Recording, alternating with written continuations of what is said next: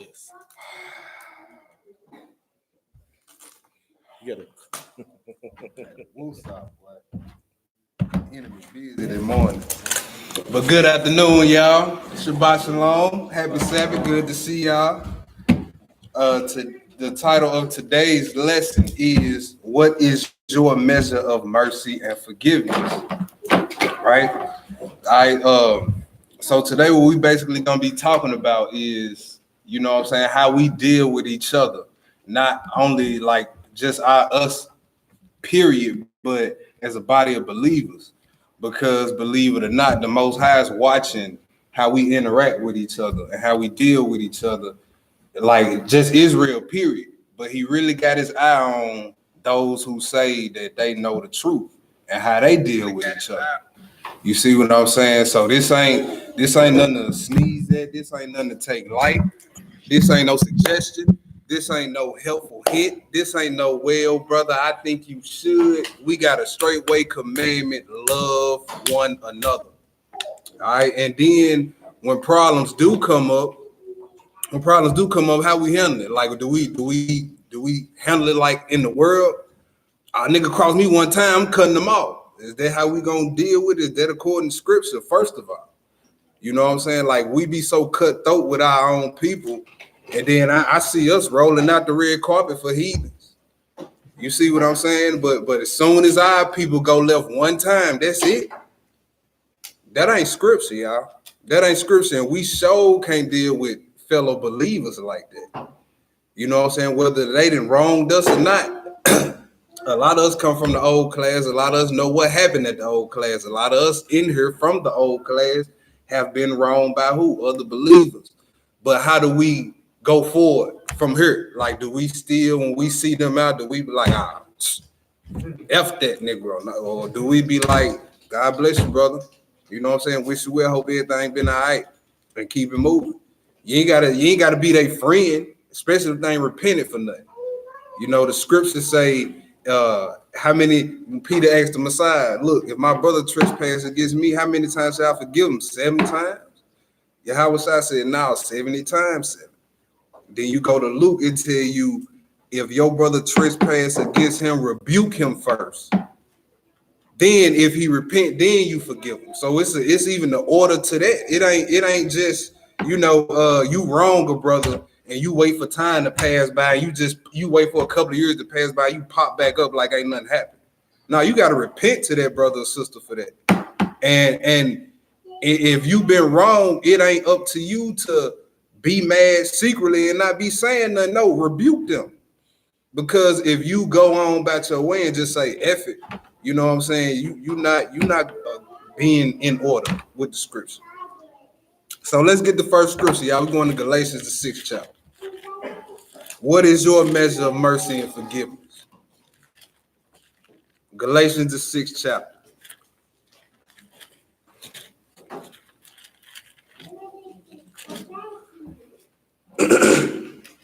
We're going to read one verse, verse 10, Galatians 6 and verse 10.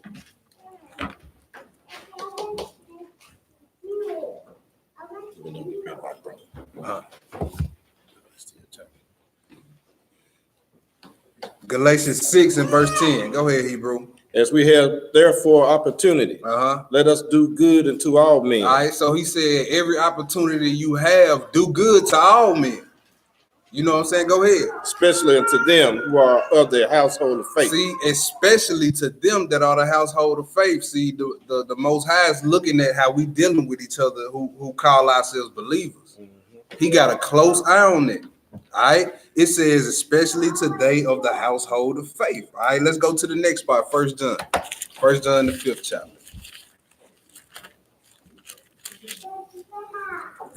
1 John 5.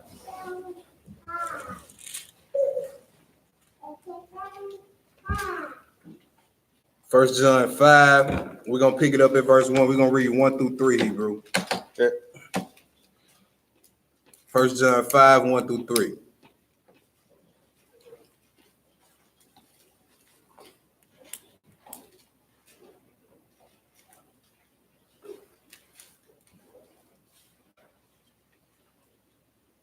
Good.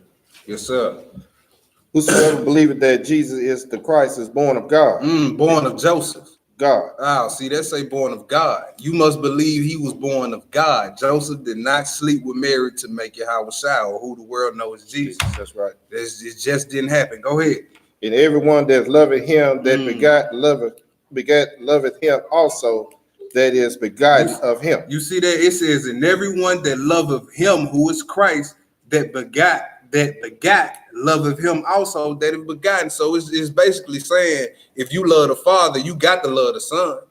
You see what I'm saying? I can't walk up to no man in here that's a father and be like, hey, I like you, but I don't like your son. It's gonna be a problem up there. That's right. You see what I'm saying? So it says everyone that loveth him that begat loveth him that is also begotten of him. Go ahead. Verse 2. Yeah. By this we know that we love the children of God. You see that? By this basically is old English for this is how we know that we are the children of God. How do we know that? Go ahead. When we love God and keep his commandments. When we love and keep his commandments. What else? For this is the love of God. Okay, so you go out on the street today at the class or just anywhere and ask about 5 different people, what's your definition of love? And just look at how many different answers you're gonna get. You're gonna get a million different answers. Well, it's just, that fluffy feeling, brother. That that XO, heart, all that. Well, we finna see what the scriptures say love is. What it say? For this is the love of God, that we keep his commandments. That we keep his commandments. Go ahead. And his commandments are not grievous. And his commandments are not grievous. But true about verse 2, it says, by this we know that we love the children of God. You see that? So the love is the what? Keeping of the commandments. And it says his commandments are not what?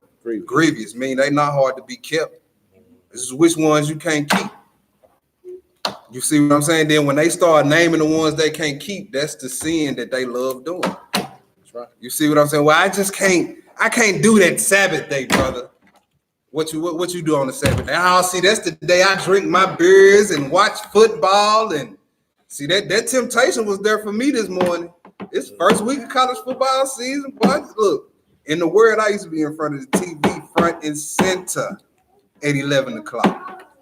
You see, so when they start saying the commandments too hard to keep, you say, which one you can't keep? Well, that adultery thing, you like sleeping with brothers' wives, huh? See, you're telling on yourself. All right, we was through with that? Yes, sir. Let's go to Matthew 12.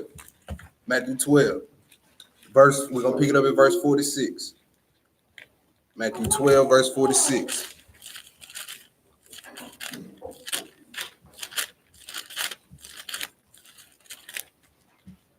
And right now we just showing y'all the how your relationship with your spiritual family takes precedence with your family, your earthly family. And if you don't believe me, just peep what your house is about to say right here. Matthew 12. We're going to pick it up at verse 46. Matthew 12 and verse 46. When you get it, go ahead, brother. While he yet talked to the people, behold, his mother and his brethren stood without. His mother and his brother stood outside while he was what? Doing the work of the Most High. All right, so he doing the work, and his mother and his brother, they telling the disciples, hey, go tell him, come here real quick. We need to holler at him.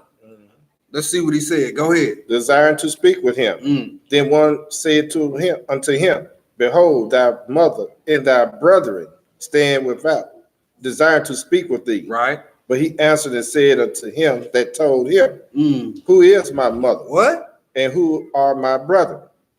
And he stretched forth his hand towards his disciples and said, behold, my brother and my brethren. You see that? He said, who is my mother? Who is my brother?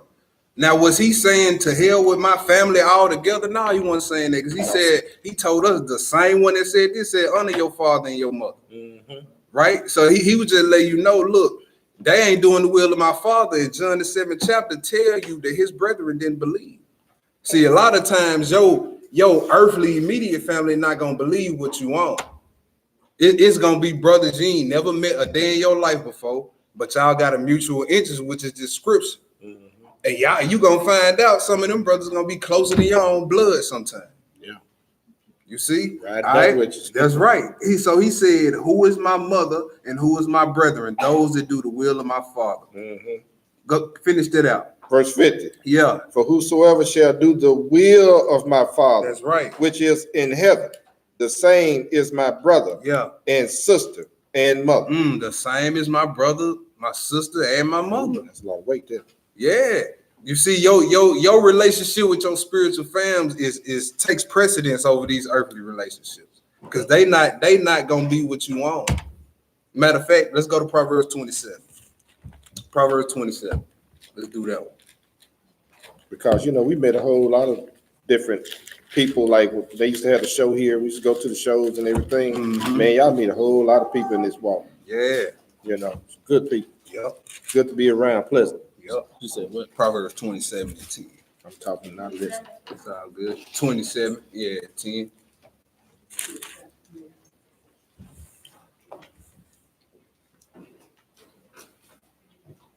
$27 and 10.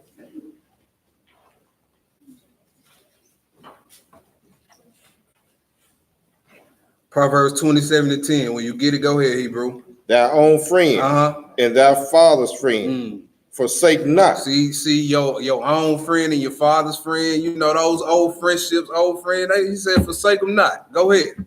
Neither go unto thy brother's house in the day of thy calamity. Go ahead. For better is a neighbor that is near than a brother far off. You see, better is a neighbor that is near than a brother that is far off. Now, how could a neighbor be near? Because he could be your neighbor in the scriptures too. So spiritually, he's near to you. But a brother that's far off, he ain't in the script. So like when you going through stuff in this walk, your brother that's far off ain't gonna understand where you coming from and why you frustrated.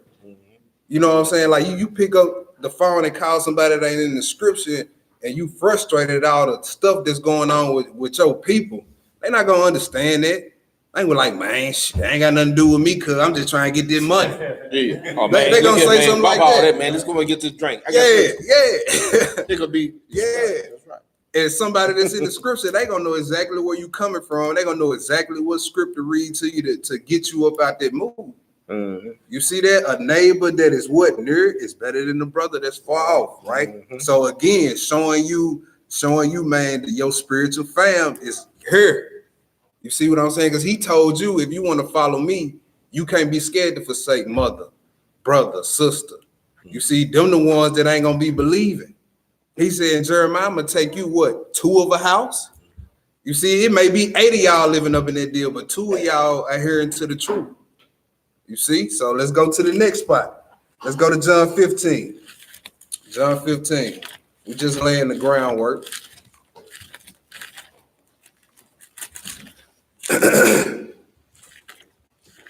John the 15th chapter.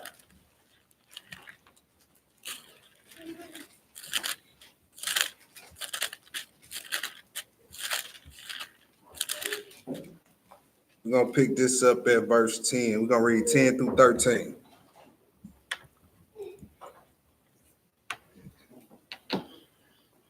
John 15, 10 through 13.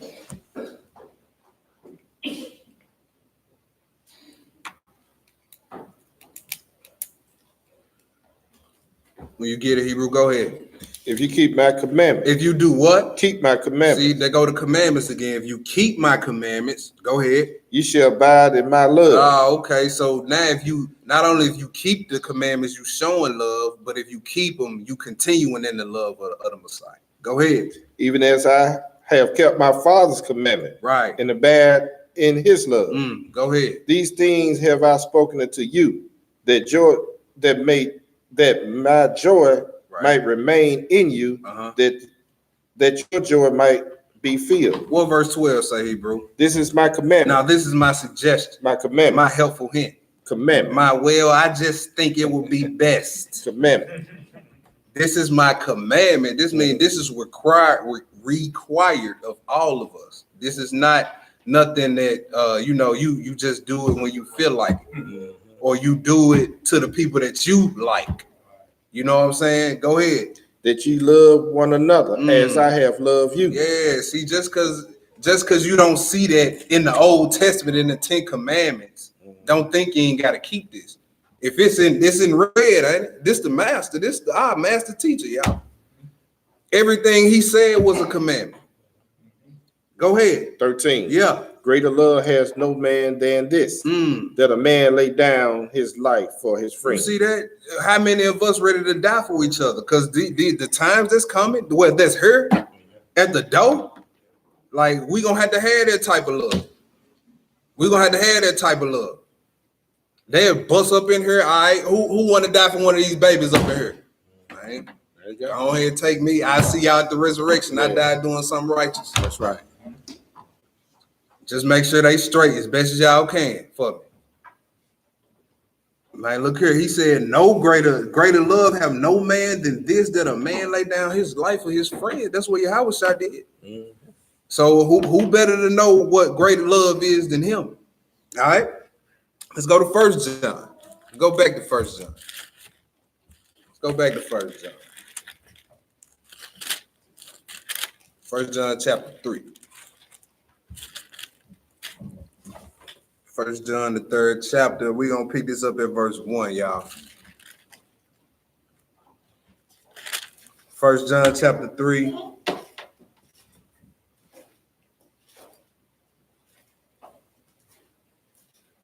We're going to pick it up at verse 1.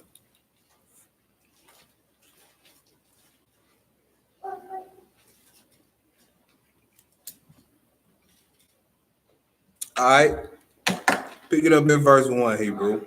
Behold, what manner of love the Father has bestowed upon us, that we should be called the sons of God. Go ahead. Therefore the world knoweth us not, because it knew him not. You see that the world don't know the Father, the true Father. They know the white Jesus, you know what I'm saying? But when you start really talking scripture with people on your job and stuff, they like, man, what is you talking about? You know, the prophet Hosea say the law to Israel has become a strange thing. That's why we get to talking the scripture. People be like, bro, that's in the Bible. Be like, yeah, bro, it's in there. That's in there. Go ahead. 2. Yeah. Beloved, now are we the sons of God, and it does not yet appear what we shall be. But we know that when he shall appear, we shall be like him. That's right. For we shall see him as he is. That's right. All right, go ahead. And every man that has this hope in him purifies himself. You see, now that's real interesting right there. They said every man that have this hope in him purifies or cleanses himself, and they don't mention a baptism, nothing about a baptism. It's just a simple belief can purify you. A belief of anticipating the Messiah and to be like him when he appeared. That hope right there can cleanse you. That's what that verse just said right there. Go ahead. Even as he is pure. Even as he is pure. So that just your belief can cleanse you? Yes. Yes, the word as well. The Messiah said in that same chapter we just left, John 15, you are clean by the word I have spoken unto you. Go ahead. Verse 4. Yeah. Whosoever committeth sin transgresses also the law. Wow. So now we know what sin is. Now it's when you break the commandments or transgress the laws of the Most High. When you break the laws of these heathens, what? You a criminal in their eyes. So what you think you is when you break the laws of the Most High? A criminal. Go ahead. For sin is the transgression of the law. Point blank, period. Go ahead. And ye know that he was manifest to take away our sins, and in him is no sin. Right. So why would one that's renewed in the mind continue in sin when Yahweh's whole point was to bring us out of you being counterproductive? Right. Next verse. Go ahead. Verse 6. Yeah. Is it? Yeah, verse 6. Yeah, verse 6. Whosoever abideth in him sinneth not. Whosoever sinneth has not seen him, neither known him. Right. Go ahead. Little children, let no man deceive you. He that does righteousness is righteous. See, that's simple right there. It ain't no hard looking to see. If you want to know who righteous, just look at their actions. Is he gonna be doing righteous things, saying righteous things? You know what I'm saying? Having righteous intentions, all that. Go ahead. Even as he is righteous. Right. Go ahead. He that committeth sin is of the devil. You see that point blank period. That's plain as day. Don't need no interpretation. So even if somebody claim to be in the truth, but all they're doing is wickedness and burn bad fruit, he of the devil, even though he claim he in these scriptures right here. He's of the devil. Go ahead. For the devil sinned from the beginning. Yeah. For this purpose, the Son of God was manifest. Yeah. That he might destroy the works of the devil. Whosoever is born of God does not commit sin. Ooh, did y'all hear that? Well, brother, we all sinners. Well, are you in bed with it or are you fighting it? That's what sets you apart from everybody that want to claim being a lawbreaker. I don't claim that. I'm not perfect. I'm working to it, but I'm not claiming that. That's right. You see what I'm striving to be righteous the best way I can be. All right. It says, he who is born of God does not commit sin, meaning you absolutely done with willful sin. Like going against the Most High, just willful on your own, you done with it. Because you done been renewed in your mind. Right? Go ahead. For his seed remaineth in him. Yeah. And he cannot sin because he is born of God. Go ahead. In this, the children of God are manifest, and the children of the devil. Whosoever doeth not righteous is not of God. See that? That's he said, by this is how we can tell who the children of God are and the children of the devil. Whoever doing righteous and whoever doing wickedness. That's how you know. It's simple. Go ahead. Neither he that loveth not his brother. Who? Say that, read that last part over again. Neither he that loveth not his brother. All right, so if you don't love your brother, guess who your father is? Devil. Hashatan, the devil. Go ahead. 11. For this is the message that ye heard from the beginning. Yeah. That we should love one another. Not as Cain. Okay. Not as who? Cain. Okay, go ahead. Who was of that wicked one. Right. And slew his brother. And wherefore slew he him. Why did he slay Cain? And why did he slay his brother Abel? Go ahead. Because his own works were evil, and his brother's righteous. Go ahead. Marvel not, my brother, if the world hates you.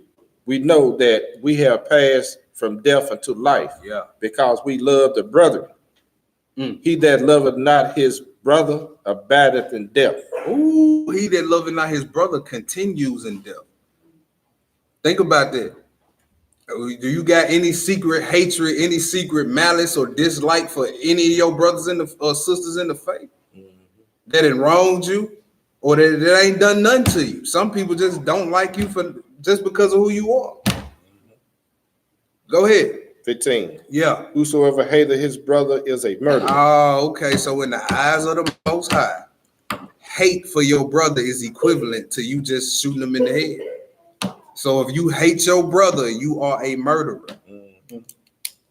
Because if you let that hate go inside you too long unchecked, without rebuking it, without putting scripture on it, you're gonna end up killing that brother or sister. Yep. Or harming them, or almost killing. Go ahead. And you know that no murderer has eternal life abiding in him. Straight up. Go ahead. Whereby perceive we 16. Yeah. Whereby perceive we the love of God, because he laid down his life for us. And we ought to lay down our lives for the brother. You see that? That's the greatest love, for a man to lay down his life for his brethren. There we see it again, y'all. All right, so if you hate your brother, you a murderer, straight up. You a murderer. You in the spirit of Cain. Let's go to the next spot, Colossians, the 3rd chapter. Got something to think about there. Yeah. In the courts of the Most High, hate for your brother is considered murder. Boy, ain't that something? Ooh, boy. See, he got courts too. You know how in these courts, some things is considered 1st degree murder, 2nd degree murder. Well, in his courts, if you got hate in your mind for your brother, even though you ain't done him no harm yet, you still consider a murder in the judge's eyes. Ooh. Yes, sir. Colossians, the 3rd chapter. And we're going to pick it up at verse 12. Colossians 3 and verse 12. Colossians 3 and verse 12. Hebrew, we're gonna read 12 through 14. Okay. Yeah. You ready? Yep. Verse 12. Put on therefore as the elect of God. As the who? The elect of God. The elect of God. So we know Paul writing to Israelites. That's right. Isaiah 45 and 4 says Israel is God's elect. That's right. Right? We just gonna let the scripture interpret itself. That's Isaiah 45 and 4. Go ahead. Holy and beloved. Yeah. Bowels of mercy. See everybody. Now, all Israelites want to do is argue. Like everybody want to argue about fringes. Well, should we put on fringes or should we not put them on? Well, this is what I'm looking for before the fringes. Have you got this put on first? Yeah. These bowels of mercy. You see what I'm saying? This kindness, this charity. Before we get to talking any other fringes, any of this superficial stuff, let's talk about the inside first. That's right. Inside out. That's how our worship need to be. Inside out. Clean the inside of the platter first. That's right. Go ahead. Kindness. Yeah. Humbleness of mind. Right. Meekness, long suffering. Bearing. What that word say? Meekness, long suffering. Verse 13. Forbearing one another. You got your blue letter on you? I got it right here, my brother. All right. We finna pull that definition of forbearing.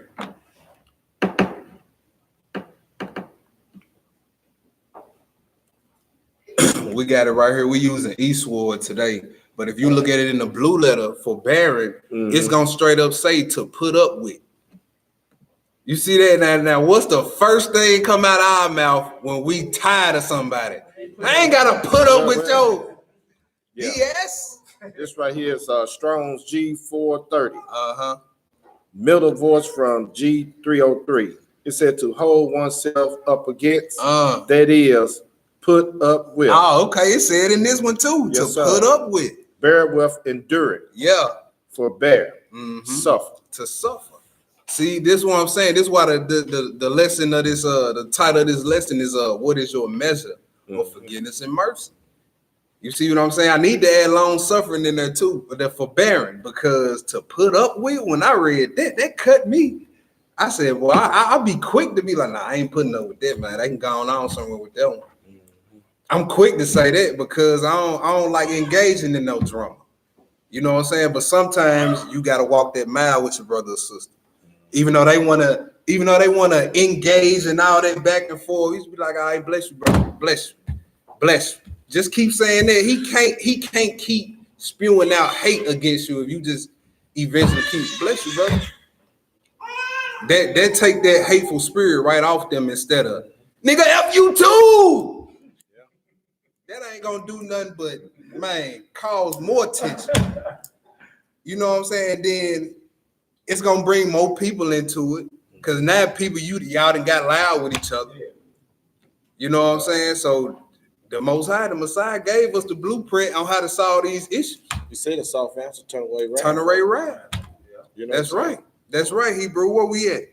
We at 13. We back in the scripture, y'all. 13. So forbearing, to put up with one another, and what? Forgiving one another, and forgiving one another. Go ahead. If any man have a quarrel against any, even as Christ forgave you, so also do ye. Yep. You see that? Even as Christ also, he forgave us for our past sins, not the ones you continue to do.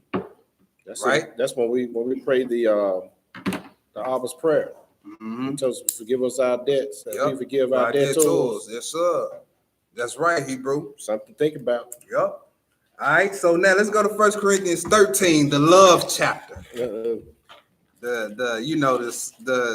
people who in the Sunday church, they love to go to this, but the way that they talk about love ain't what the scriptures say love is. You know, they get into all the feelings, and that ain't what the scripture be talking about when it's talking about love.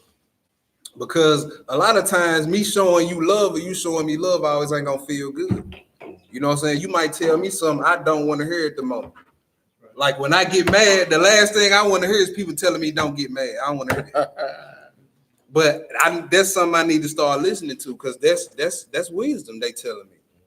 Bro, calm down. Like what if when she came here and told me we had to switch rooms, all the hell I went through just to get to class today. Yeah, man, on top of that, I was about to blow my top in there. Like, are you serious? We just got all set up and that is. But Water said, man, you need to take a deep breath. You know what? I did that, and guess what? I'm good now. That's right. I'm good. All praises to the Most High. That's up. That's why you need elders, man. Because I know my little young hot-headed butt, boy, sometimes it's... I already been there. Yeah, I already know. I appreciate that, Hebrew. That's right. Let's go to 1 Corinthians 13, y'all.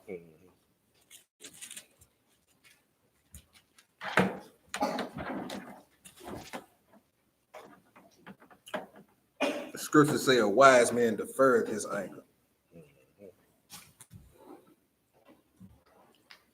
All right, 1 Corinthians 13, y'all, we're going to pick it up at verse 1. And keep in mind, like the previous chapter, verse 12, Paul was going into all the different types of spiritual gifts, right? So now he about to basically let them know, look, we just talked about all these spiritual gifts, the gifts of tongues, the gifts of, to interpret prophecies, work miracles, interpret tongues and all that. He like, look, all that's cool, but it's one thing that supersedes all that. So he finna get into it. Verse 1, chapter 13 and verse 1. Go ahead, Hebrew. Though I speak with the tongues of men and of angels, and have not charity, I am become as sounding brass. Y'all see that? He said, if I know how to speak with the tongues of men and angels, right? So this brother know how to speak many different tongues. Everybody be like, man, that brother there got a gift.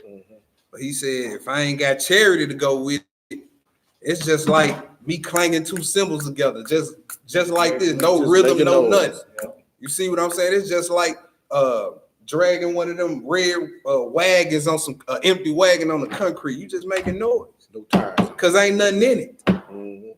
Ain't no love in it, so you just making noise. You can go all around the world and preach the gospel in different countries in different tongues, but he said, look, if I ain't got charity, look, that don't mean nothing. That's right. Go ahead, Hebrew. Or a tinkling cymbal. Yeah. Verse 2. And though I have the gift of prophecy. All right, so you know how to interpret the prophecies. You know what the deeper things of the scriptures, right? All right, let's see what he say about that. And understand all mystery. And all knowledge. Right. And though I have all faith. Wow, so you understand the deep things. You can speak all these different tongues. And you got the type of faith that'll move mountains out here. Right? Go ahead. So that I could remove mountains. And have not charity, I am nothing. He said, I'm nothing. Because he's somebody with that type of faith and no love, move that mountain with their faith and put it right in front of their brother and sister. Without no love. Or right on them. That's right, Hebrew. Right on them. Go ahead. 3. Yeah. And though I bestow all my goods to feed the poor. Oh, so you give a lot. You know what I'm saying? You give to the poor. But you doing it so you can be seen. So you can get the pats on the back. You ain't doing it because you love your people. And because you was commanded to do it and because you love the Most High. Go ahead. And though I give my body to be burned. Oh, even you was a martyr for this? Do y'all see Paul, he's showing you different characteristics on how you can peep if somebody's showing love or not. You see what I'm saying? He ain't talking about no emotions. He talking about love in action. Go ahead, Hebrew. And have not charity, it prospers be nothing. So you can have the type of faith that remove mountains. You can know the deeper things in the scripture. You see what I'm saying? You can talk all these different tongues, different languages. But if you ain't got the charity, bro, it's nothing. That's right. It's nothing. Go ahead. 4. Charity suffers long. Right. And is kind. Charity envious not. Charity vaunteth not itself. Right. So charity don't get puffed up and proud. Charity is not always trying to put yourself on the display, yourself in the forefront. You see what I'm saying? Go ahead. And not puffed up. Yeah. Does not behave itself unseemly. Seeking not her own. It's not easily provoked. It's not what? Easily provoked. You see that? See, if I would have blew my top in there, how could I come before y'all and give y'all a lesson like this? Right. They were like, man, that Negro a hypocrite. He just went off in that room. You see what I'm saying? So it says it suffereth. Verse 4 says suffereth long. Right? Then we jump down to that verse 5. It says it is not easy to provoke. Go ahead. Think of no evil. All right. So when it's going into think of no evil, that's going into you don't hold a strict track record of your brother wrongdoings against you. You see what I'm saying? You don't say, well, he cool, but he did this 5 years ago. He took $5 from me 5 years ago. You don't hold grudge. Yeah, he ain't supposed to hold no grudge. We gonna get that later too. Yes, sir. Go ahead, Hebrew. Verse 6. Yeah. Rejoice not in the iniquity, but rejoice in the truth. That's right. Go ahead. Bearing all things, Right. believing all things. It said beareth all things. So you understand. We need this. What we need to understand. We need to bear and suffer along with our brothers, because to be real, your brother and your sister always ain't gonna show you their best side every time they see you. You know what I'm saying? It's a lot of stuff going on. Bills be short around here. Yeah. Food, don't know food be in the refrigerator. You know what I'm saying? Marital problems, you know what I'm saying? So when you see your brother and sister taking consideration, you know what I'm saying, life happens with them as well. So if they come into in a way that you really didn't like, walk off, let them know about it later. You know what I'm saying? Talk it out, but don't go to somebody and be like, man, let me tell you what this nigga did. Because you know we will, though. Yeah, and that ain't order. To be not real, that ain't order. You know what I'm saying? If you felt that strongly about it to pick up the phone and call somebody else, you sure could have went to their brother or sister about it. You know what I'm saying? Go ahead. Hoping all things, enduring all things. That's right. Charity never fails. But whether there be prophecies, they shall fail. You see that? He said charity is never gonna fail. Meaning it's never gonna pass away. It's gonna outlast all those spiritual gifts I told y'all about. He said, so this what you really need to be focusing on. You know, he said the prophecies, they gonna fail, meaning the prophecies that you bragging about all this knowledge you got, that's gonna come to pass. Then what your prophecy knowing gonna be worth at that point? What's still gonna be left after this prophecy come to pass? Charity, love. Go ahead. Whether there be tongues, they shall cease. Because see, everybody gonna serve him. He gonna turn to everybody a pure language, and we gonna serve him on one consent. So if you into bragging about your spiritual gifts, you speaking all these tongues, but ain't got no love. So when he do away with all the tongues, what's gonna be left? Love. So what we need to really be focusing on, you know what I'm saying, as we move along our walk, we gonna start recognizing the different gifts the Most High and blessed us with. But make sure you're doing it all out of love and to help your brother, not to put yourself on the pedestal. That's right. Right? Go ahead. Whether there be knowledge, it shall vanish away. It shall vanish away. Go ahead. For we know in part, we prophesy in part. Right. Long story short, none of us know it all. Go ahead. But when that which is perfect is come, then that which is in part shall be done away. That's right. Go ahead, Hebrew. When I was a child, I spake as a child. I understood as a child. I thought as a child. But when I became a man, I put away childish things. That's right. Go ahead. For now we see through a glass darkly, but then face to face. Now I know in part, but then shall I know, even as also I am known. Right. So he's saying basically how we see this, how we see God or how we see the Most High right now, it's basically like a blurry picture in a blurry mirror. You know what I'm saying? We see a glimpse of it, but we can't see it clearly. You see what I'm saying? He said, but that which is, he said, it's gonna be perfect one day. That dimness gonna be done away. Precept to that will be Isaiah 32:3. All right, write that down for that. Verse 12. That's a precept. Verse 13. Go ahead. And now abideth faith, hope, charity. These three, but the greatest of these is charity. But the greatest of these is charity. Now let's get the definition of charity. Yes, sir. Let's get that definition real quick. Get this bad one up. Same thing as love.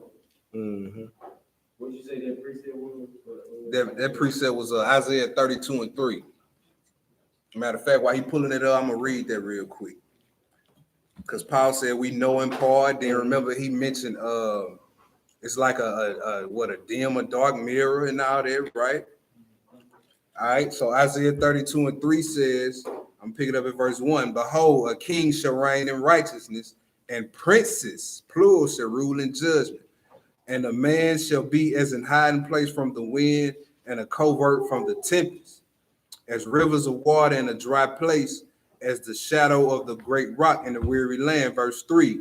And the eyes of them that see shall not be dim. Y'all see that? So you see some of these things, you know some of this stuff, but he said it ain't gonna be dim. You're gonna see clearly in that day. All right. It says, and the ears of them that hear shall hearken. Right? You're gonna hear and see clearly in that day. All right, you ain't no more knowing in part and seeing in part in that day. All right, let's go back to we was through with that 1 Corinthians 13. Okay, you want the charity? Yeah, I got the definition of charity. Strong G26. Yeah. From G25, love, that is affection or benevolence. Yeah. Especially a love feast. Charity, dear love. Right. All right. So basically, compassion, showing brotherly love, so there's just a natural affection for your fellow brother or sister in this walk, y'all. All right, charity. So let's go to the next spot, Matthew 23. If y'all get some understanding so far, give me a amen, a Yahoo or something. I'll praise. We're going to read one verse, y'all. Matthew 23 and verse 23. Matthew 23 and verse 23.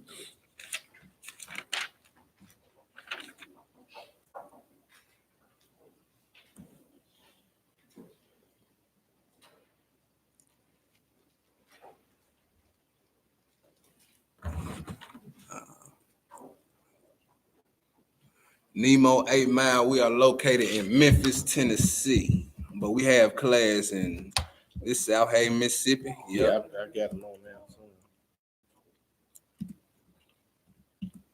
Hold on, we had a question on the live chat, y'all.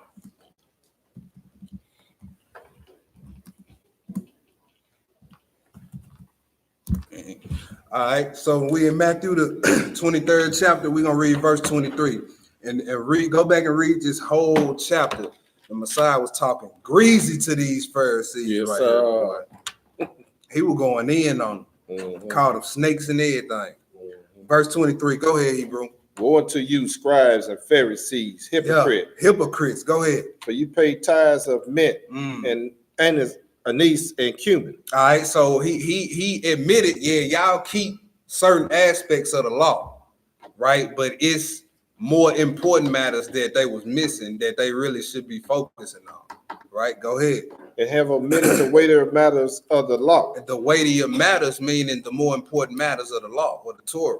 What are those? Judgment, mercy, and faith. Mercy and faith. You see that those are the weightier matters of the Torah, right? And those are the principles that the Pharisees and the scribes would look over because they felt as if their outward worship would cover up for what they lacked in the weightier matters, right? You thought you think because you teach all these lessons during the week that the Most High gonna overlook your wickedness that you willfully still do.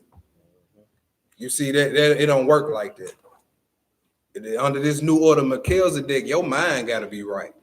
If your intentions ain't right, he don't care nothing about the loophole you think you got away with. Well, see, technically, I didn't talk to that. I didn't sleep with that brother's wife, but you thought it. You always looking at her when she come in the room like that's your wife. Yep. You see what I'm saying? So it's the spirit. You not getting away on no technicality. Really, under these new covenants, hey, he really putting the squeeze on us. Yeah, he is. Tighten us up. He is. So you're not gonna be able to stand in front of the Most High on that day and say, "Well, technically, Lord, man, he gonna." I don't even know how you would be bold enough to even try that on that day. Well, Lord, technically, you wrong because I didn't do that. I ain't got that kind of heart. No. I ain't even got that kind of heart to do that now to play with the Most High like that. Well, technically, Lord, I ain't gotta repent for that because I didn't really go do it. I just thought about it. That's off, y'all.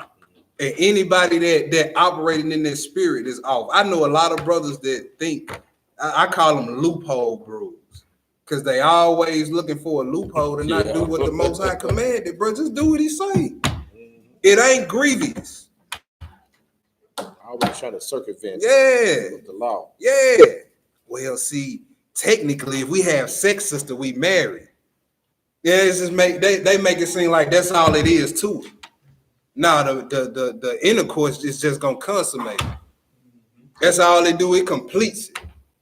But we need some paperwork.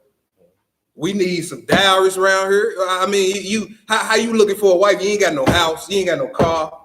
Man, you just broke. You just out here. And before Adam was brought, before Eve was brought to Adam, what was Adam doing? Working. He was working. He was working. That's right. Had something for her to come into. Mm-hmm. He didn't say, all right, now, Lord, let us come up there and stay with you till we stack up some money and we move on out. Yeah. No, it wasn't like that. Even when Saul was trying to give David his daughter, right? They was like, no, man, I ain't got nothing. I ain't got no dowry to give. Mm-hmm. I ain't got nothing to bring to the table. Right. You see, but nowadays, Negroes ain't got nothing to bring to the table. Man, I need me a girl, man. No, bro, no, you don't. No, you know. You need you a job and some priorities. And stay in your father and your mother's house. Yeah. And grow up. Yeah. That's right. Hebrew, what was we finished with that? No, keep going. These are ye to have done. Right. Done. And not to leave the other undone. All right. So he said you need to do these weightier matters, these more important matters, which is judgment, mercy, and faith. So mercy and all that's built into our Torah. Like it just requires you, it's already in there, like certain laws, like we're gonna read one say, if you see the ox of a brother that's your enemy under his burden or going astray, you need to bring that, let him know about that, bring that back to him. You know what I'm saying? Fast forward 2019, I ain't got no ox or no asses or nothing like that, but we do have cars. And we still do have enemies amongst our people, right? So say if you seen your enemy that's in this truth or whatever. Say if you had somebody that was an enemy in the truth and you saw him on the side of the road. What we do, we say, man, that ain't none of my business. Forget that nigga, man. Mm-hmm. If we do that, or we say, dang, is that so-and-so over there, man? Let me pull over and help them. Then all that stuff they did wrong to you is going to be burning in their conscience. That's why the scriptures say, do good to your enemy, because you're going to reap coals of fire on their head. That just mean they conscience burning. They like, dang, I done said all this about bruh. I done been out here for 2 hours on the side of the road, these cars that passed me, and this was the only brother that stopped. Then you ain't even thinking about it. They just going to call you out the blue and say, man, I'm sorry, bro. You know, all that stuff I did, man. You be like, oh, bro, I done forgot about that, but appreciate it, though. All praises to the Most High. Yes, sir. See you around, Hebrew, one love. Mm-hmm. That's how you handle that. All right, where we at next? We at Leviticus 19. Let's get it. Yeah. I mean, if that's on your spirit, you know what I'm saying? If the Most High put it on your spirit to stop. Real talk. But you got to be wise, though. Yeah. Because you got a lot of stuff. It's like on the highway, I have a number here that you call T-Dot. If someone's stranded, and they real good about that anyway. They got cameras and everything. You got to be careful. Some people, some folks be trying to set you up. Yeah, they do. They do. And the spirit will lead you in the direction that you need to go. But, you know, me, you know. Sometimes you just got to call the police and say, hey, call the police department. Hey, somebody's stranded on. I don't feel comfortable stopping, but can you send a patrol car over there? Right. So you still helping that person. Right. You know what I'm saying? Right. But you still got to protect yourself. Right. Because the scripture do say, to him that know to do something right and don't do it is sin to you. So if the spirit put it, even if that was a heathen, the spirit put it on you to, hey man, go help them. And you be like, man, Lord, that's a heathen, and speed off. Nah. Guess what? You're gonna have to answer for that. Look, that's something in my past, young in this truth. I done been like that before. Like good riddance, heathen. Like no, for real, like but you can't be like that. Because the scriptures say, hey, be merciful unto all men, man, especially to those of the household of faith. But you think about the other nations, a lot of them stop and help. Yeah, they will. They will. all the time. Yep. So Yep. We just got to find that balance when it comes to dealing with Gentiles. You know what I'm saying? We got to know our boundaries and they got to know theirs according to the scripture. So, yeah, good question, though. that's right. All right, we at Leviticus 19. I used to be wild with that. I remember you be on radio station. I was laughing. I used to be wild with that, boy. Yeah. All praise to the Most High for growth, though. That's right. Leviticus 19, verse 8. Leviticus 19 and verse 8. And this is what we about to go into something about earlier about them grudges. Mm-hmm. I want to get the definition of grudge. Well, we at verse 8. Yeah, we're gonna pick it up at verse 8. We're gonna read 8 through 18. Let's do 8 through 18. Okay. All right, go ahead, Hebrew. Verse 8. Yeah. Therefore, everyone that eateth it shall bear his iniquity, Okay. because he has profaned the hollow things of the Lord, Right. and that soul shall be cut off from among his people. All right, verse 9. And when ye reap the harvest of your land, thou shalt not wholly reap the corners of thy fields, Right. neither shalt thou gather the gleaming of the harvest. Okay, go ahead. And thou shalt not glean thy vineyards, neither shalt thou gather every grape of thy vineyard. Yeah. Thou shalt leave them for the poor and stranger. I am the Lord your God. You see, these the type of weightier matters that the Pharisees and the scribes was missing. You see how mercy is just built into the Torah automatically. Like he telling you when your harvest come, when all them grapes pop up, say Corey, y'all had a vineyard, right? And you out there getting the grapes. You see what I'm saying? Then you be like, all right, you see the ones that fell off and you go back and get them. Like, I don't want none of these hobos coming around here. That's off. You was supposed to lead it straight for them. Mm-hmm. So that's what the Messiah was saying about when it was like your disciples taking their corn. Yeah. They were saying they were breaking the law. And I mean, by what? Just going, they was actually keeping the law. Right. You see what I'm saying? Going through picking what was left for the poor and the stranger because they didn't have places to lay their head. Them brothers was poor. You see?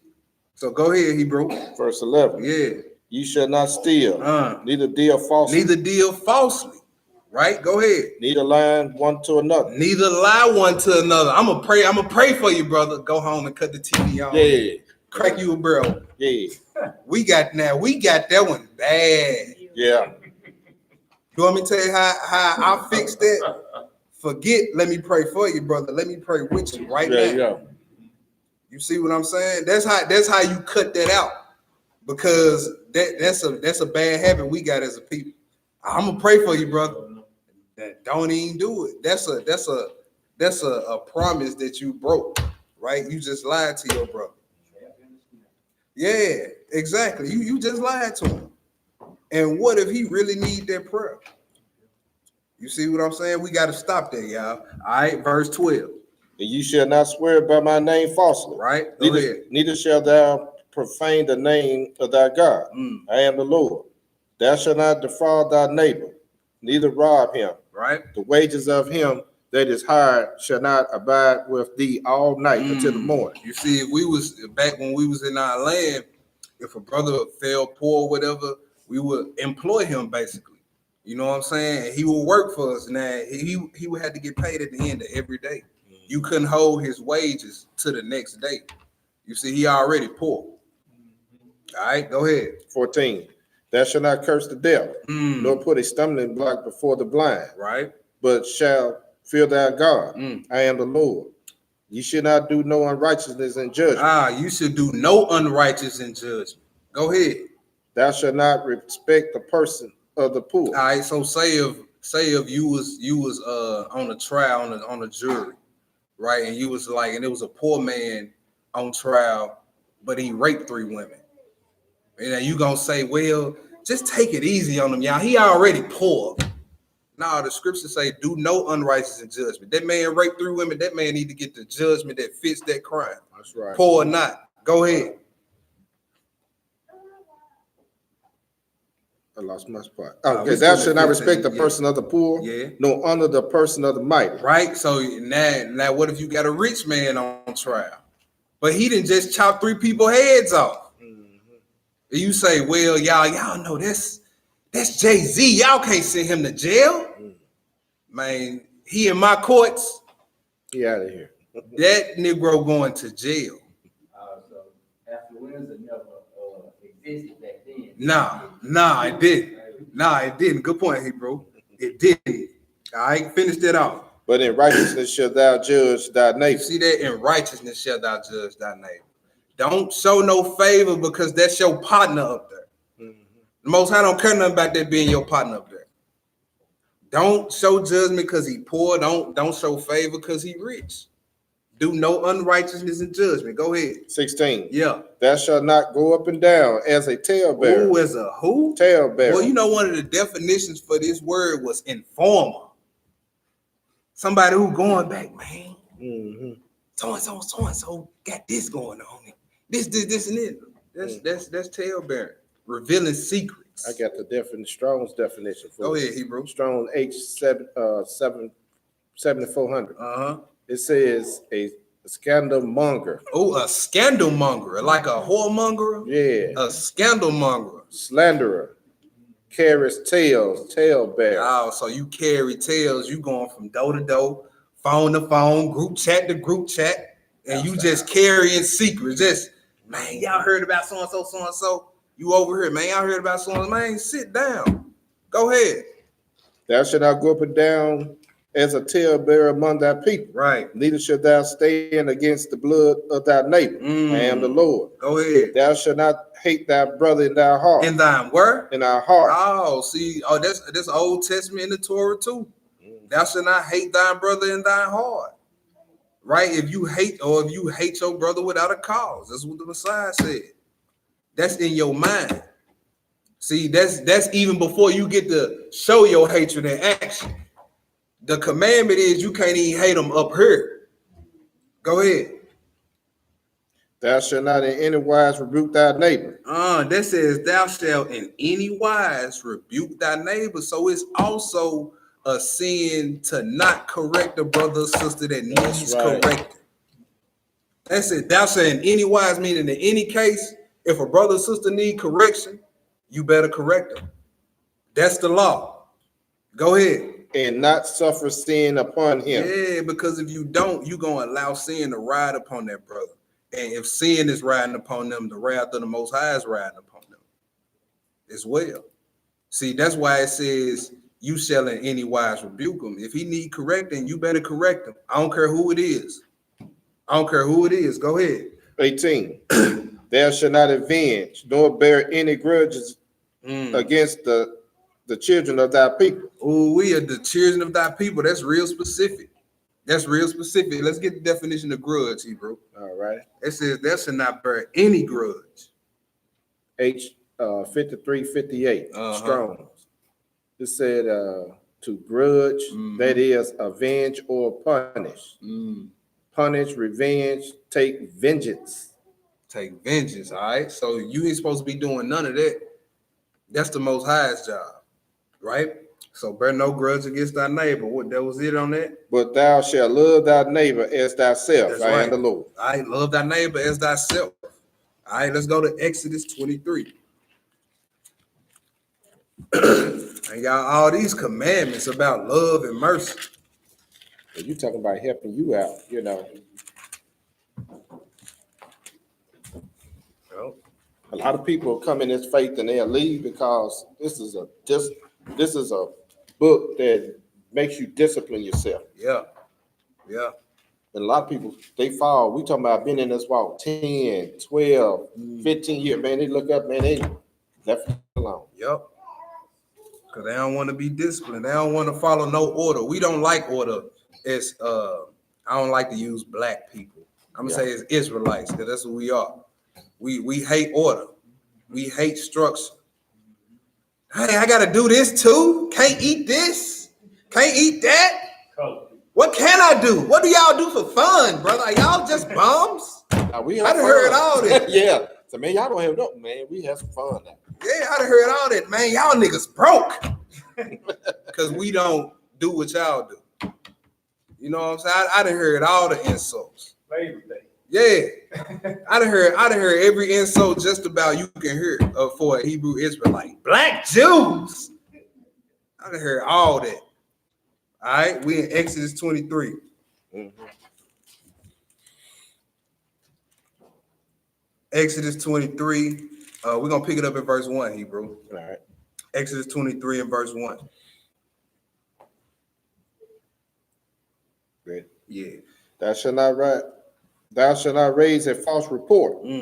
Put not thy hand with the wicked to be an unrighteous witness. All right, so it says, thou shalt not raise a false report, so don't be lying. And then it says, put not thine hand with the wicked to be an unrighteous witness. So if you doing that, you giving out false evidence to protect the criminal, basically. Scripture say that's off too, according to our law. Go ahead. Thou shalt not follow a multitude to do evil. Oh, everybody doing it, brother. Come on, let's go. See, broad is the way to destruction, ain't it? That's right. And he said many is gonna go down that path. Just like them folks be out there riding, Yeah, some windows burning up. yeah. They might not get you that day, but trust me, they gonna get you. Oh yeah, they probably got facial recognition on every last one of them Negroes down there. And plus, the Most High say, "Hey, you don't find the other earth we know. I'm gonna Yeah. punish you for all your niggas." I'm gonna punish you for all your niggas. That stuff went See- down in Ferguson. Let me cut you off. No, But no, stuff you went good, down in bro. Ferguson. Hey, it may have been weeks and months gone by. Guess what? Yeah. They got picked up. Yep. Yeah, and a couple of them been found dead, burnt up in their car. Y'all seen the picture of the Ferguson dude that picked up that dynamite stick and was throwing it back? Y'all remember that picture when all this stuff with Ferguson back and jumped look off? The dude with the dreads, he was an activist. They found him burnt up in his car. Darren, I believe his name was Darren Seals or something like that. To see when you go against these departments, you going against white supremacy. Yeah, That's all it is. they found their brother shot up and burnt up in his car. The same one that did the Emmett Till and all these others. These are seed of these people. Yeah, they killed another blew up there in the STL some years ago. Now this brother knew he was a conscious Israelite. They killed him with his Bible in his hand. Alton Sterling, another conscious Hebrew Israelite, killed him. Exodus 23 finish that verse 2, Hebrew. I'm gonna read it from the beginning. All right. Thou shalt not follow a multitude to do evil, neither shalt thou speak in a cause to decline after many to rest judgment. Oh, so even if everybody else didn't agree, so say some people didn't agree, man, y'all, that's our partner, man. We ain't gonna sell them down the river like that. We gonna come up with a little alibi to try to get them out. And they ask you, man, you down with it?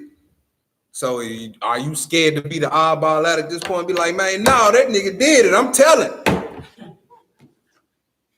You see what I'm saying? This law is here, y'all. Like, we don't need to go to these heathens for nothing.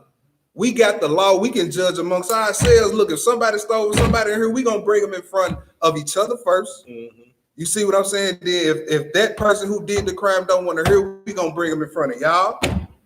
Then if they don't want to hear, now the order is bring them in front of your brother. Then go get 2 witnesses. Then bring them in front of the people. So that's how we gonna do it. Like we not finna go. I see you in court. No, you will see us in our courts. Like Paul let us know in 1 Corinthians, I believe the 6th chapter. He was like, why y'all going to the heathens first instead of judging amongst ourselves? They let you know we had the ability to do that. We got the laws right here. All right, let's get it, Hebrew. Verse 3. Yeah. Neither shalt thou consonant a poor man in his cause. Right, go ahead. If thou meet thy enemy ox or his ass going astray, thou shalt surely bring it back to him. Thou shalt say, man, that ain't got nothing to do with me. Yeah, let's say you should surely bring that back to him. Go ahead. 5. Yeah. If thou see the ass of him that hateth thee lying under his burden. Okay, so say if the donkey or the person that you didn't, that particular brew, you really just didn't like, something fell on top of his animal was stuck. Do you laugh and crack jokes, take a picture, then post it on Facebook, be like, look at this nigga animal, he can't even take? Do you do all that, or do you be like, hey, bro, you know, I'm finna help your animal over here under this bird. I'm finna help. You need some help with that? You see, mercy and all that, that's already in the laws. Like, we required to show that to our brothers, y'all. Mm-hmm. All right, go ahead, Hebrew. And what is forbearing to help him, thou shalt surely help with him. That's right. It says thou shalt surely help. Go ahead. 6. Yeah. Thou shalt not rest the judgment of thy poor in his cause. That's right. Don't twist judgment because he poor. Go ahead. Keep thee far from a false matter. Now run to it. Keep far from. That says keep far from false matters. Mm-hmm. Right? Go ahead. And the innocent and righteous slay thou not. For I will not justify the wicked. Go ahead. And thou shalt take no gifts. Yeah. For the gift blindeth the wise and perverseth the words of the righteous. Yep. Go ahead. Read that verse 9. And thou shalt not oppress a stranger. For ye know the heart of a stranger. Yeah. Seeing ye were strangers in the land of Egypt. All right. Matthew 18. Like we in the strange land of Egypt. Yep. Matthew the 18th chapter.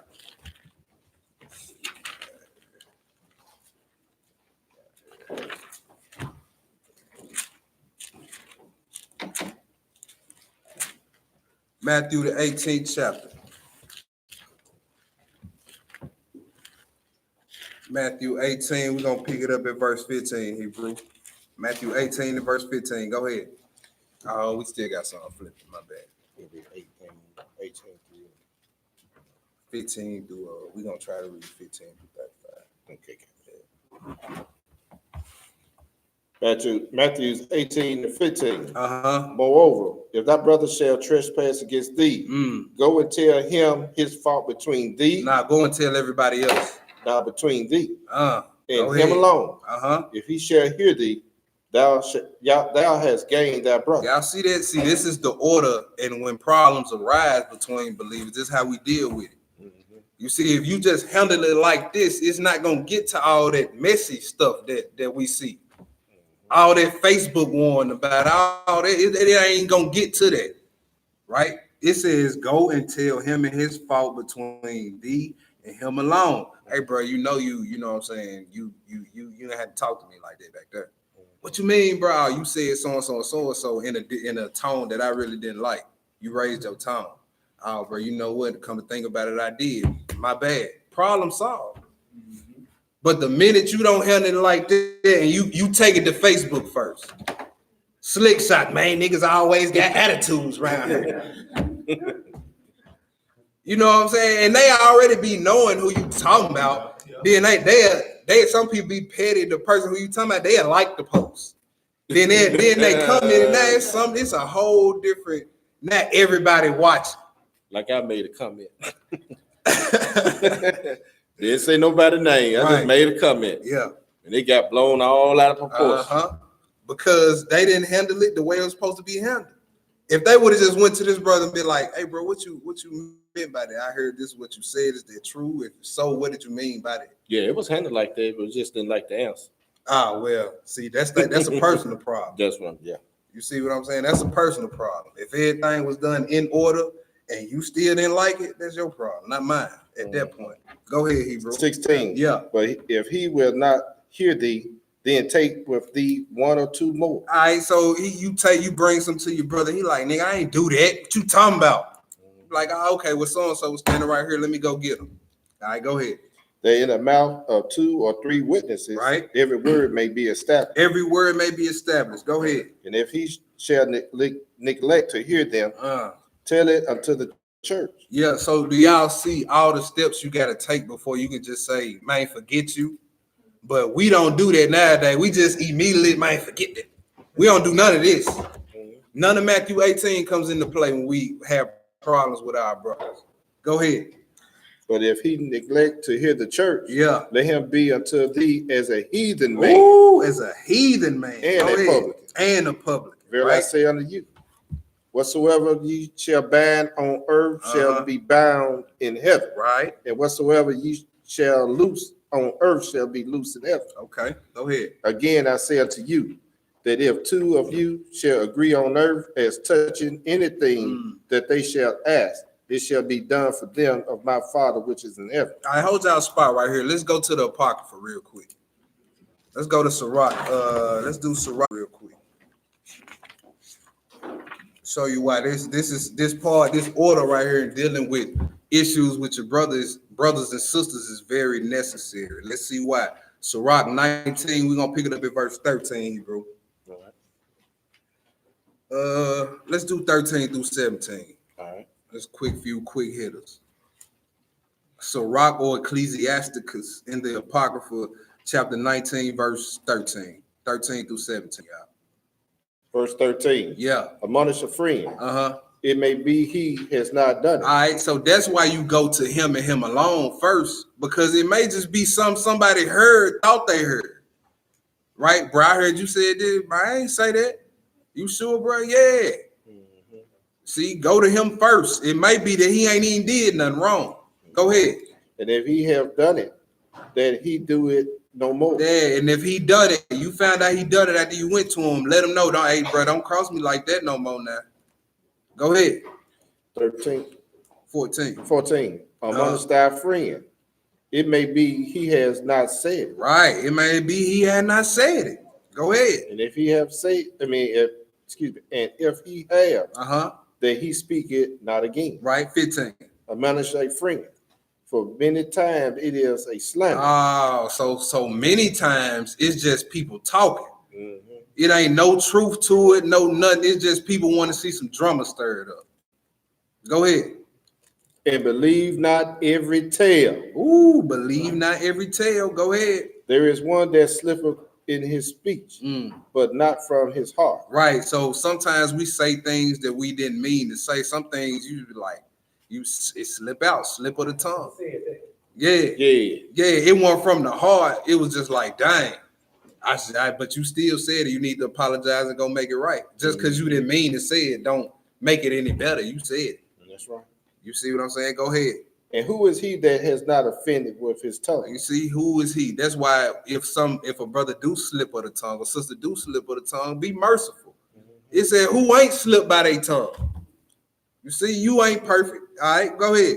Admonish thy neighbor before thou threaten him. Oh, see, we got that bad. We hear something about us. Nigga, what you say about me? Huh?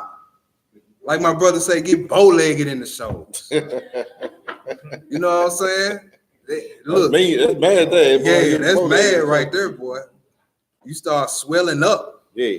Just look at it like you not in yourself when you mad. Face get all ugly and like you say, start sweating and all that, man. Look, save all that energy. Yeah, with the monkey mouth.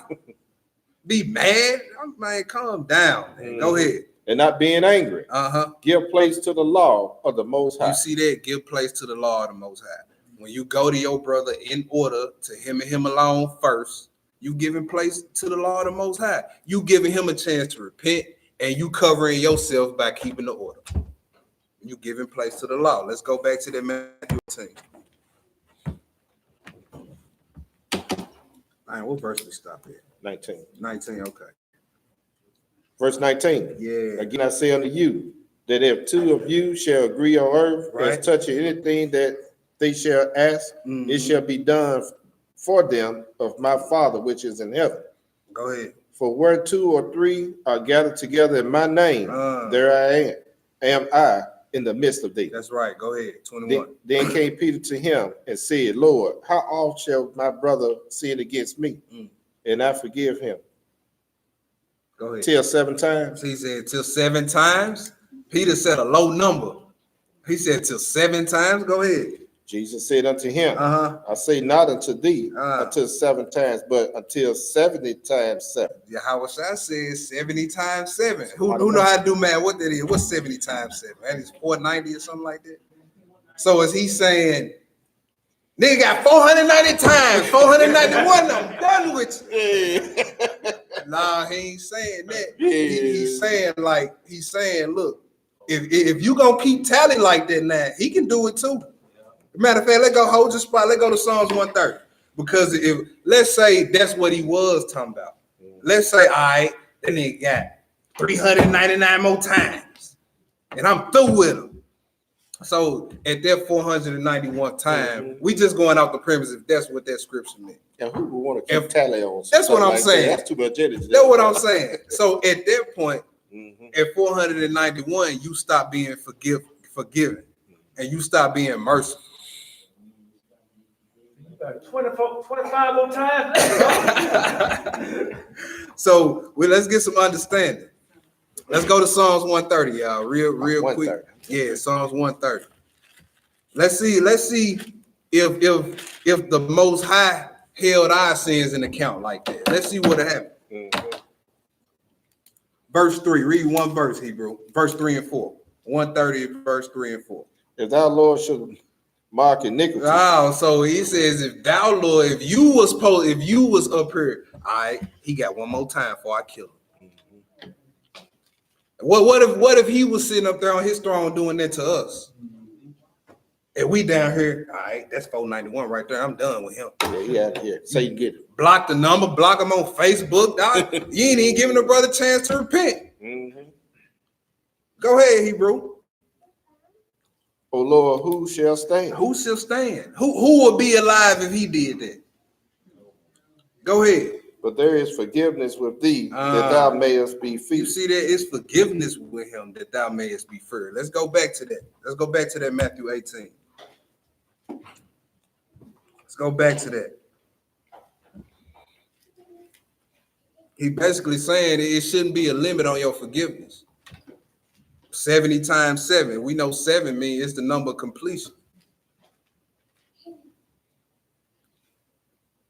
All right, pick that back up at 22, Hebrew.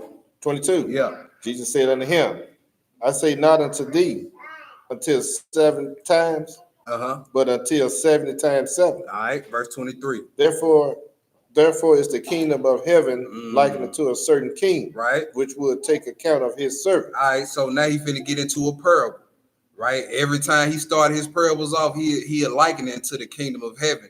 He was like, okay, the kingdom of heaven is like this. The kingdom of heaven is like this. It's like this. In different parables, he's showing you different characteristics of the type of people that's gonna be there. Not the different, but the righteous mindset that's gonna be there. You see, he's saying the kingdom of heaven is like this. Go ahead. 24. Yeah. And we had begun to reckon. One was brought unto him, which owed him 10,000 talents. 10,000 talents.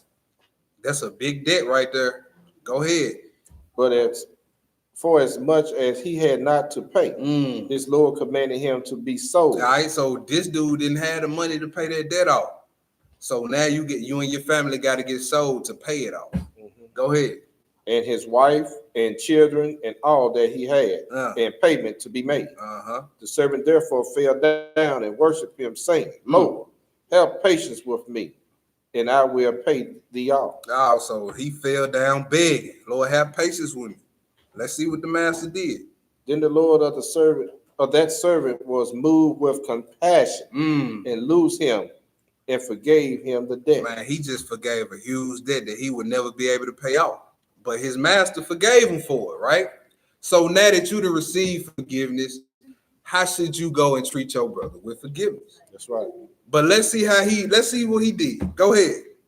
But the same servant went out and found one of his fellow servants. One of his who? Fellow servants. So this is a brother in the same position as you. Right? Go ahead. Which owed him 100 pence. 100 pence compared to what he owed. That's like $1 million compared to $5. You see, go ahead, Hebrew. And he laid hands on him. He didn't even speak. When he saw, he bum rushed the brother. Put his hands on him. Go ahead. And took him by the throat, saying, he grabbed the man by the throat. Come here. Go ahead. Pay me that thou owest. And his fellow servant fell down at his feet and besought him, saying, have patience with me, and I will pay thee all. Yeah. And he would not, but went and cast him into prison, that he should pay the debt.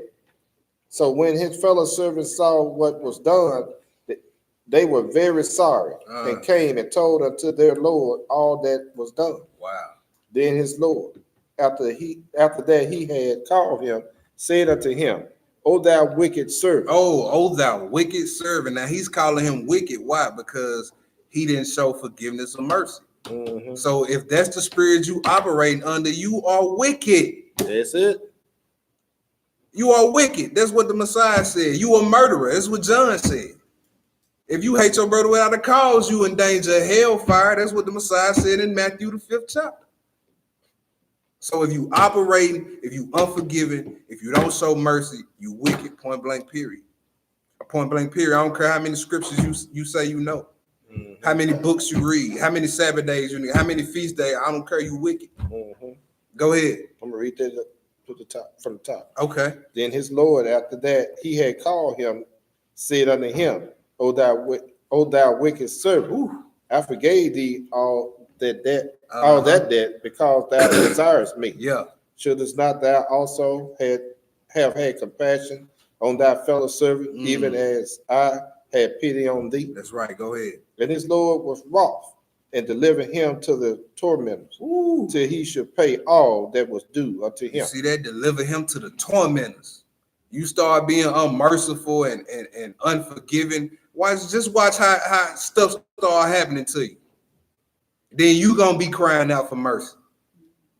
And if you get it or not, totally up to the Most High. But just remember, you need to show mercy, because it's gonna be days where you gonna need it. You see, and not necessarily at the expense of somebody else. It just may be, man, Lord, bill short this month. I need some mercy. Yeah. Lord gonna look back on your record. When the last time he showed somebody else some mercy? Now I remember the other day he cussed that homeless brother out, told him to get a job. Yeah. Then he cussed his wife out the other day, told her food was nasty and overcooked and undercooked, and all they want seasoned, right? Right. Now I'm gonna go through this a little bit more longer. Verse to where if you were showing mercy and now you're in a position where you need it, he'll give it to you. He'll give it to you. And help and move people to help you out too. Yep. Exactly. Go ahead. 35. Yeah. So likewise shall my heavenly Father do also unto you, if you from your heart forgive not everyone his brother their transgressions. He said from the heart, not just say, yeah, I forgive you, and still ignore the brother calls after that when he called. You know what I'm saying? They said from the heart, he'll deliver you over to the tormentors for that. All right. Next spot, y'all. We going to what time is it? Write down Wisdom of Solomon 12. Write that down. Matter of fact, let's go there. We're gonna read some of it. Wisdom of Solomon.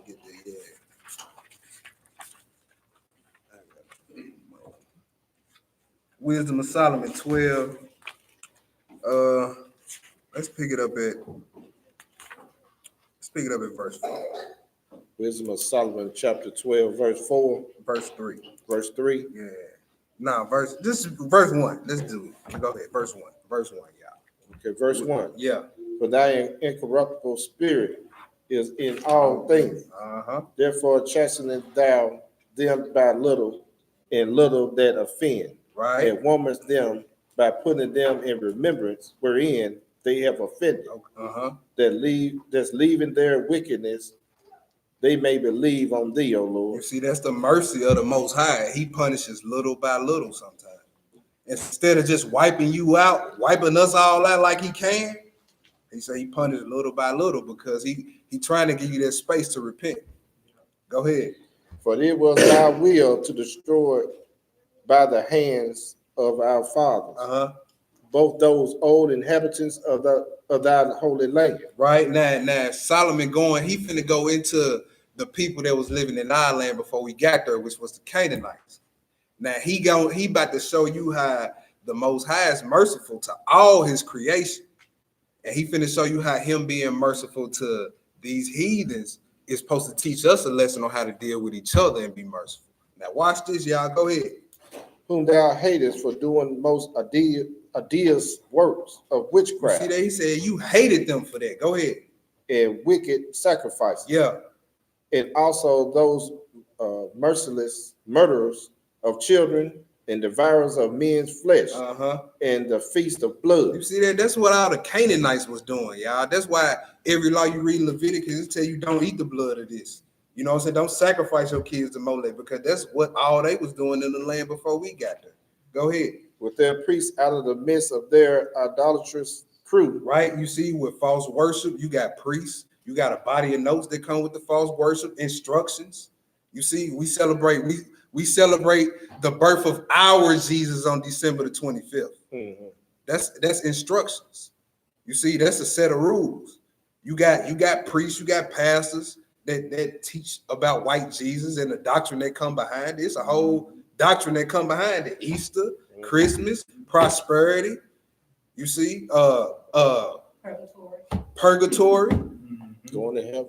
Yeah, going to heaven. It's body and notes. It ain't just you going to church on a Sunday. No, it's the whole worship, the body and notes, all that, the image that come with it, all that. Go ahead, Hebrew.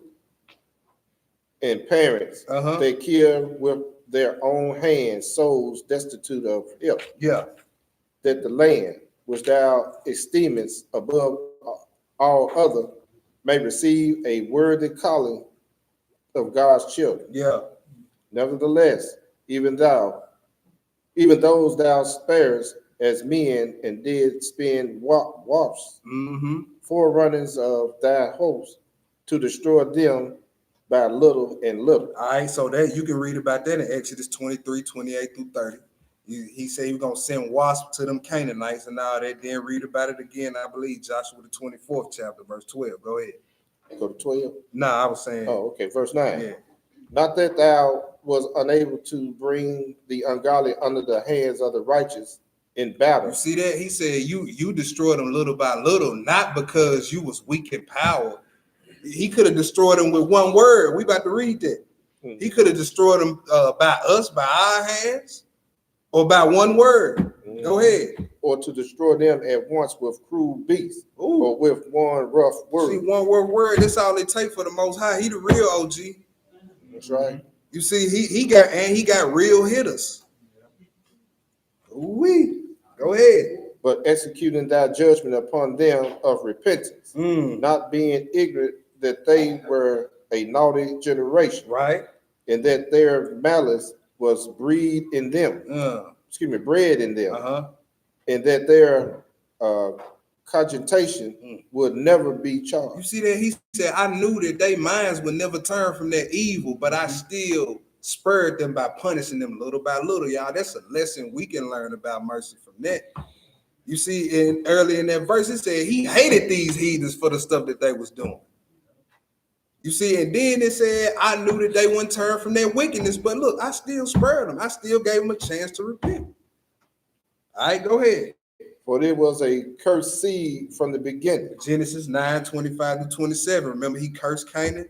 Hamites came out of Canaan. So even though he hated what they did, you see, even though they was a cursed seed, even though he knew that they wouldn't turn from their wickedness, he was still merciful and not killing them all at one time. He was showing mercy. Go ahead. Neither didst thou for fear of any man give them pardon for those things wherein they had sinned. Right. For who shall say, what hast thou done?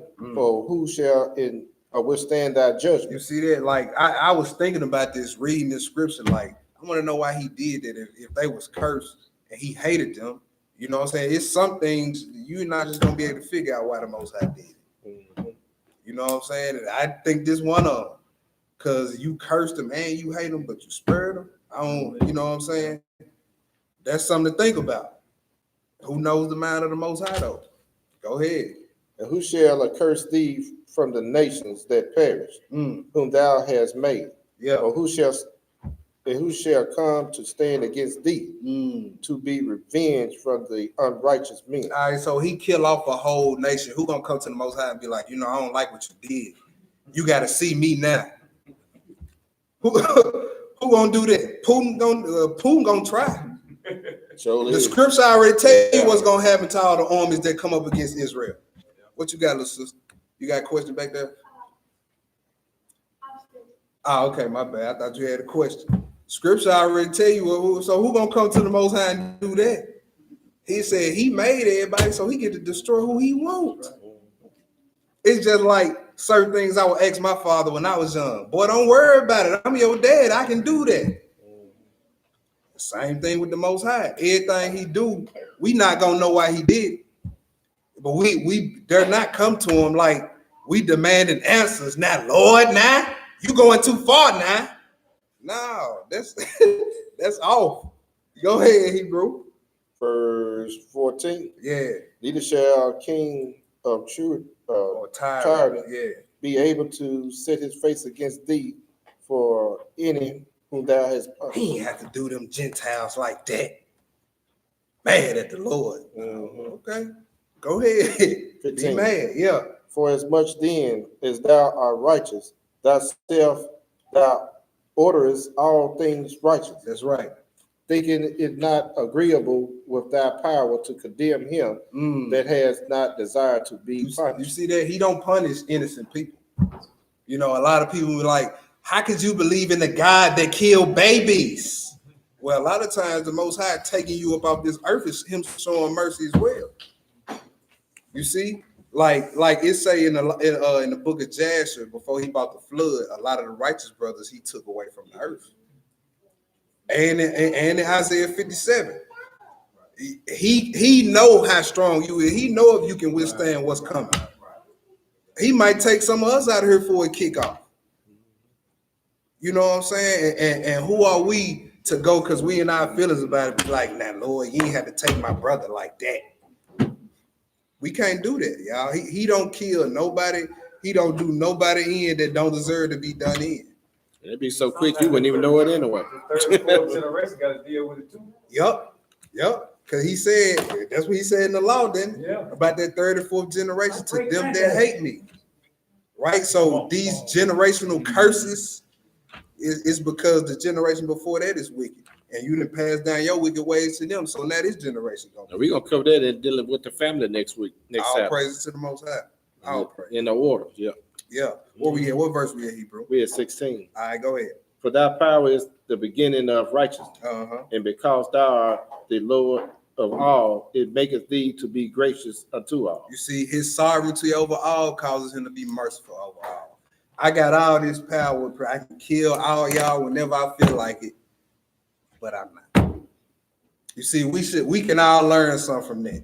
Even if you in a situation where you can totally destroy a brother or sister that's been talking crazy about it. Like, bro, I can end you right now with all the stuff I know. But nah, I'm not gonna do that. Not gonna do it. Go ahead, Hebrew. 17. Yeah. For when men will not believe that thou art of a full power, thou showest thy strength. Ooh. And among them that know it, thou makest their baldness manifest. Go ahead. But thou, mastering thy power. You see that? Mastering thy power. Yeah, I got all the power. I can use it whenever I want. He done mastered it, meaning he's in full control. He know when to bust your head, how much to bust your head, and when to stop busting your head. He know when to show mercy, how much mercy to show, and when to stop showing. He done master his power. But can we say the same? When we get mad, we go overboard. I know I do. We go overboard. I ain't mastered my power yet. I'm getting there though. Me too. I'll praise. Go ahead. Judges with equity, and orderest us with great favor. Yeah. For thou mayest use power when thou wilt. Go ahead. But by such work as thou taught thy people, that the just man should be merciful. Should be what? Merciful. See, the just man should be merciful. By him having all this power and being able to control it and not fly off the women, destroy everybody at one time, that's teaching us something, that we should be merciful. Right? Go ahead. And has made thy children to be of a good hope. Yeah. That thou givest repentance for sin. Go ahead. For if thou didst punish the enemy of thy children and condemn to death with such deliberation. Yeah. So if he just I'm killing all y'all. No questions. I'm killing all y'all. Go ahead. giving them time and place whereby they might be delivered from their malice. You see that? He said instead of killing them with such deliberation, he gave them time and place so that they can turn from that malice. Go ahead, Hebrew. With how great That was it on that. Yeah, that was it. Okay. That's all I wanted on that. All right, we got we were late, so we get about 3 more scripts in. Okay. About 3 more scripts. All right, let's do Sirach 28. Let's do that one. Sirach 28. And we got 2 more after this one, y'all. We out here. Sirach 28 chapter. Go ahead. Yeah, I'm saying it's all about getting your conduct right. Yeah. That's what the whole book is about. Yeah. In other words, transform your mind from what you learned on a spiritual level or what you learned just growing up.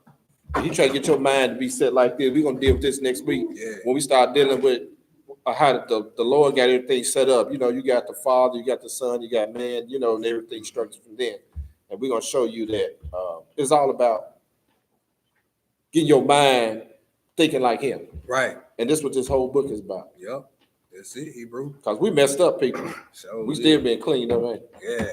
So it takes a while. This is not an overnight. A lot of people think when you get baptized, everything good. No. Nah, it actually gonna get harder. It get harder. The harder you go, the more resistance you gonna meet. But that's the whole point for your spiritual growth and benefit, though. Because guess who's gonna show up? Satan the devil. Yeah, soon as you I'm telling you, get head on, like soon as you make up your mind, okay, this is what I'm doing till I die. He coming. And he coming hard. Yep. He coming hard. Especially in the first couple of years. Oh boy.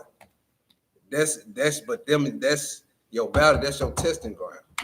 That's just the Most High trying to see. All right, you want to serve me? Let's see if you fit to serve. Because keep in mind, go back and read when Messiah was baptized and everything, he had to go and be tempted of the devil. Yeah. Trust me, he coming at you. Yeah. And he was tempted with all things.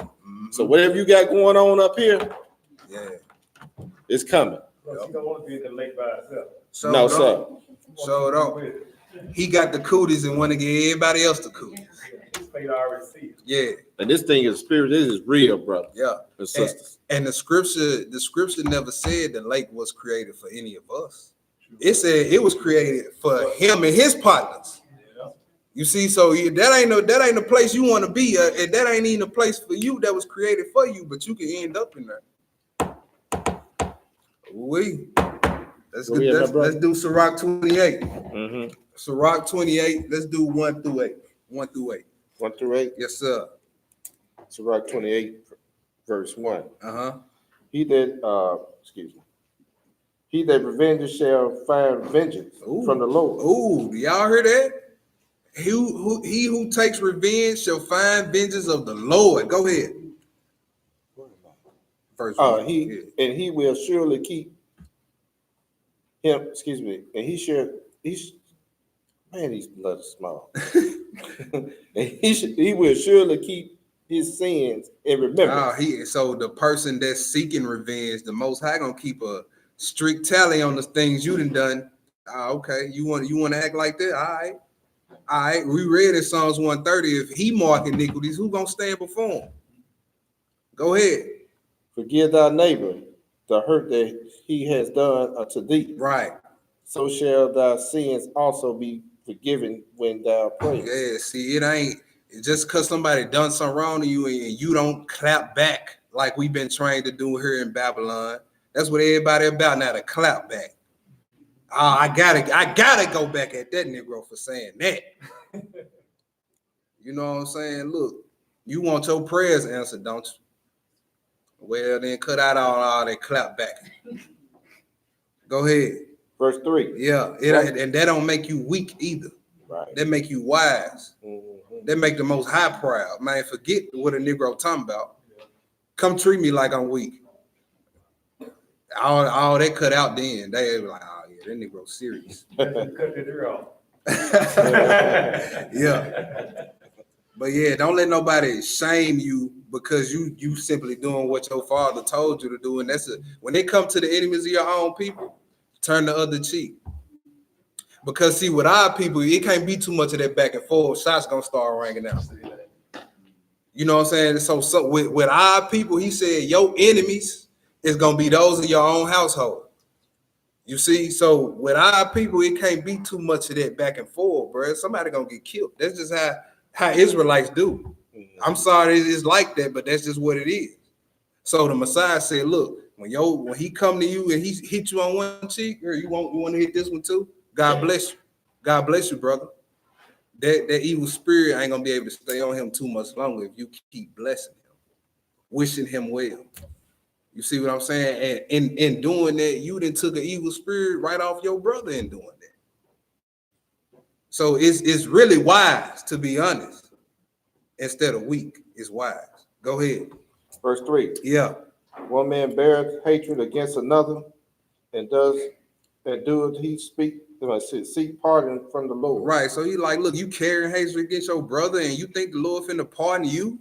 No, go ahead. He showeth no mercy to a man, which like himself. And does he ask forgiveness of his own sins? See, that's why the Messiah said, if you got a problem with your brother, and you finna bring me a gift, leave that at the altar. Holler at him before you come holler at me. Go ahead. 5. Yeah. If he that is but flesh nourishes hatred, who will entreat for pardon of his sin? Nobody. Go ahead. Remember thy end, and let enmity cease. Yeah. Remember corruption and death, and abide in the commandments. Continue in the commandments, right? Is the Apocrypha telling you to keep commandments? Yeah, it ain't telling you nothing different that's written in here. It's telling you right there to keep the commandments. Now, what law-keeping Israelite got a problem with that scripture? No problem. You a law-keeper, ain't you? It's telling you keep the commandments. Go ahead. 7. Yeah. Remember the commandments, and bear no malice to thy neighbor. That's right. Remember the covenant of the highest, and wink at the ignorant. Yeah, that's in other words, turn the other cheek.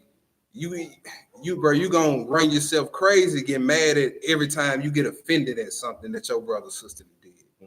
Said sometimes, man, you just gotta wink at it, act like you ain't even see it or hear it. It's all right, brother. Don't even hold it against them. Don't even bring it back up next time you see him.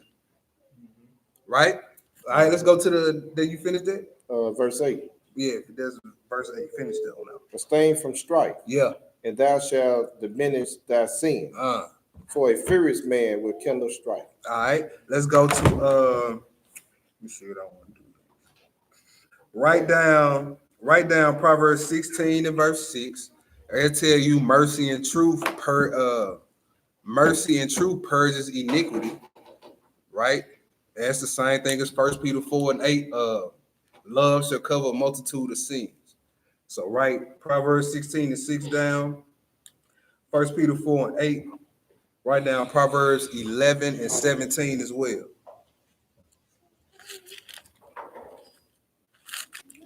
All right, I'm gonna make this the last spot. The last spot is James. What's up? Proverbs 11 and 17. That's the one you want. All right. I'm gonna make this the last spot. James chapter 2, one verse, y'all. We're gonna read verse 13. James chapter 2 and verse 13.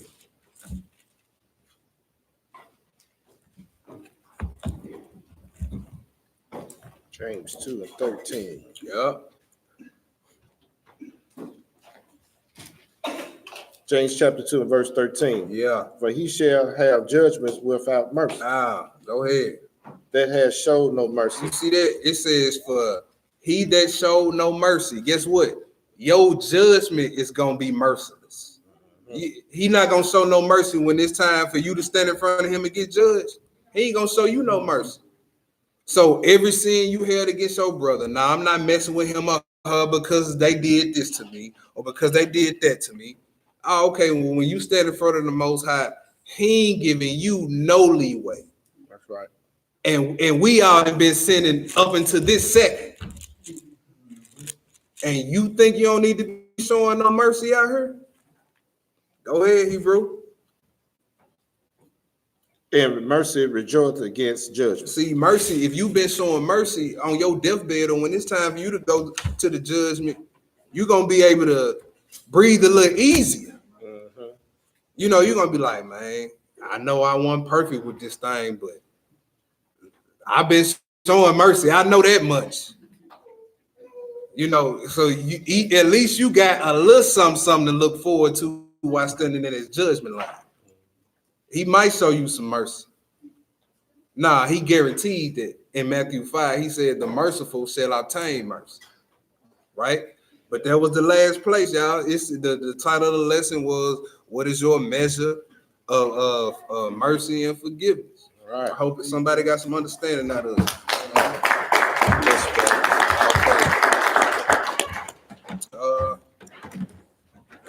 We got like 5 minutes for questions. If anybody got any questions, not just about the lesson, about anything you might have heard, if we can answer it for you, we will. If we can't, we will go research it and we will have an answer for you next time we see you.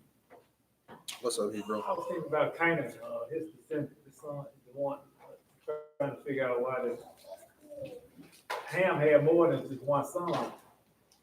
Why was he cursed? I mean, why was Canaan cursed? Let's go to it. Genesis 9.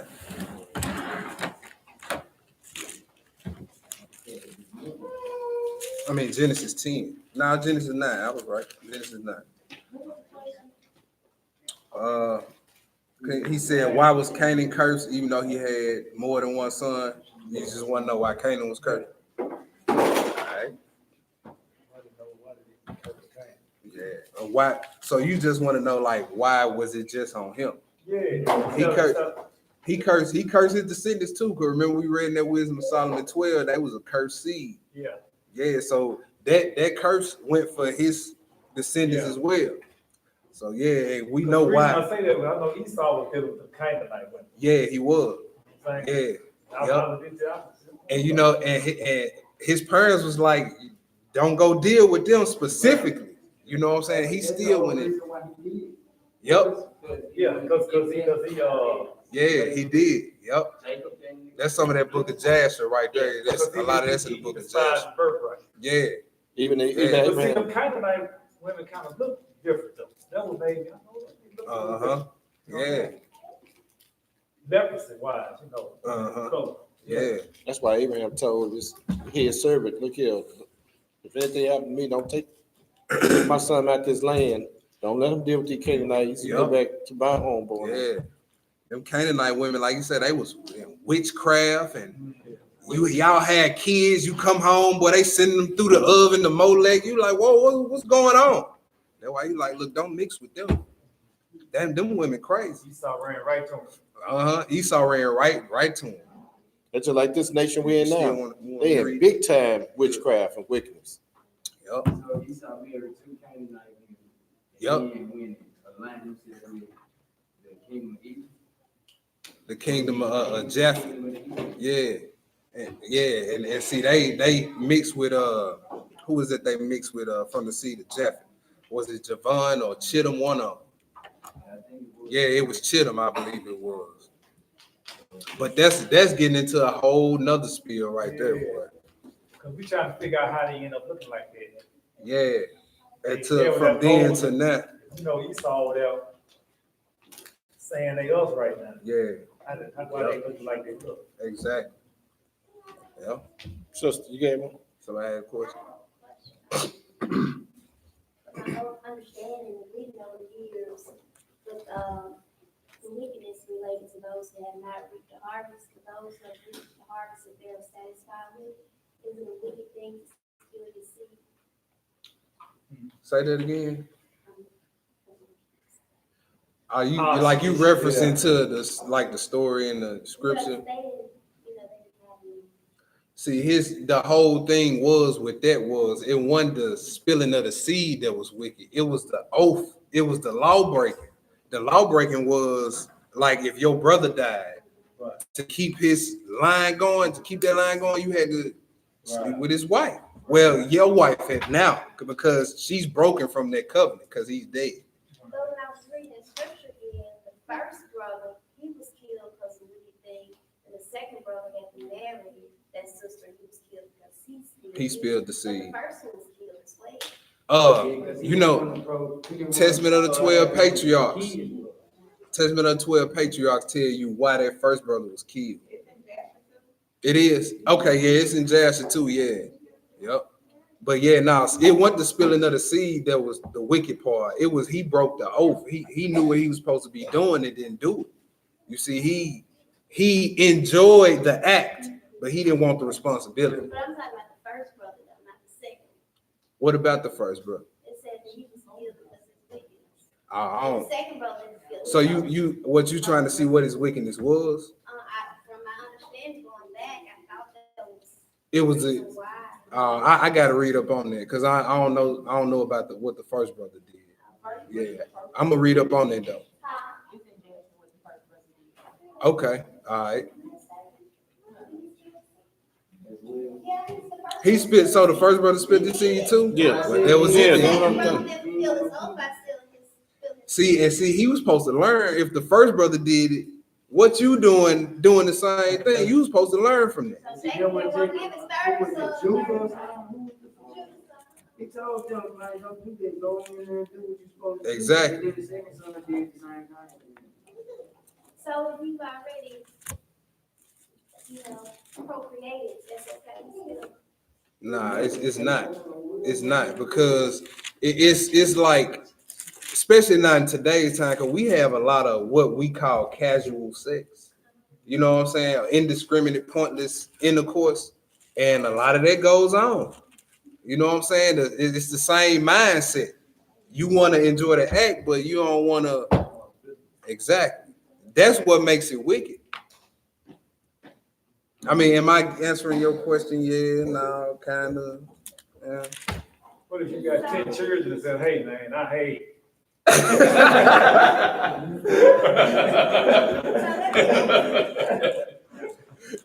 What's So up? those already reaped the harvest that they wanted to reap, it will still be considered wicked to still see. Can't speak to. I mean, if you married, I don't understand why you would want to spill the seed. I got 10, brother. You know, hey, that's now that I ain't gonna tell nobody what to do in their bedroom. Hey, but just now, what I will say this: that's not the same case. You see, if y'all trying to not, that ain't the same case. So I mean, I would say no. No, I wouldn't say it's wicked because it's not in the same scenario. You see what I'm saying? He's not commanded to carry on the lineage. That's law. You see what I'm saying? So in that case, I would say it's no. According to Torah.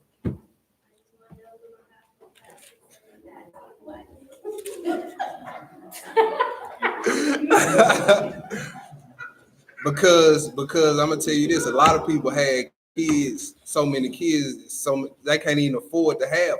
Right. You know what I'm saying? So what do you say to somebody like that? Like, you know what I'm saying? So that's why I say it's not the same scenario. So when I was reading accountable in years past, I knew that the second brother was killed because he's not following the obligation of the law. Right. But in Joshua said the first brother was killed for that same reason. Okay. See, I ain't never read that about the first brother. I'm gonna have to check that out though. But yeah, okay. So now I understand your question a little bit better. I said I understand your question a little bit better now. So yeah. But yeah. In today's time, we in Babylon. We got rent. We got light bills. We got car notes. You can't be having kids you can't afford to take care of. You know what I'm saying? But if anybody else got some more questions? Nope. All right. I just wanted to say something about, like, when the wrath of the Most High came down, when they were dealing, it was dealing with Aaron and Moses, right? When they sent the plague and he was wiping out all the people, the Egyptians. and Aaron had to run out there and stand between him and the curse. Talking about the Egyptians when he had to hold Moses' arms up in that and all that. No, I think Most High got frustrated with us as a people. Okay. Constantly giving Moses grace. Mm-hmm. So Moses basically stepped aside. Mm-hmm. And Moses was pleading with him for him to run and get in front or get between the plague and the beast. Okay. Like I had read everything about that, but I was trying to find out like, is that what he was talking about, like how he can just utterly destroy them with a word? Yeah. With a word or with evil beasts. Because remember, he almost wiped us out with snakes, fiery serpents. Yeah. And he gonna destroy the Antichrist with the power of his mouth. You see? So that's a fulfillment of that, destroying his enemies with word or whoever. Right. Because the minute, whether you his people or not, the minute you start breaking his laws, you an enemy of his. You see what I'm saying? So yeah. You start doing that, you at war with the Most High. Yeah. His son. Yep. Anybody got what's up? Was he was punished when he couldn't go into the promised land because he hit the rock instead of sticking to the rock. I was trying to find the wickedness in what he did. Well, it was a couple of things. It was his temple. He was taking glory away from the Most High. Must we fetch you water out of this rock? You see what I'm saying? Yeah. See, He didn't get the glory. Yeah. If you still in glory, that make you a thief in a sense. Like you. And the anger, yeah. So you hear people say, you know, I healed such and such, or I delivered such and such. That's what you doing it now. Right. Or you. Yeah. Right. There you go. Yeah. Yeah.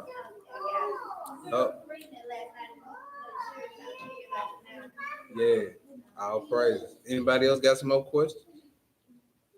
If that's not it, if that's it, we out of here. Let's close out, y'all. We're gonna close out with Ecclesiastes 12. Ecclesiastes 12. Read verses 13 to 14. Yeah. All right.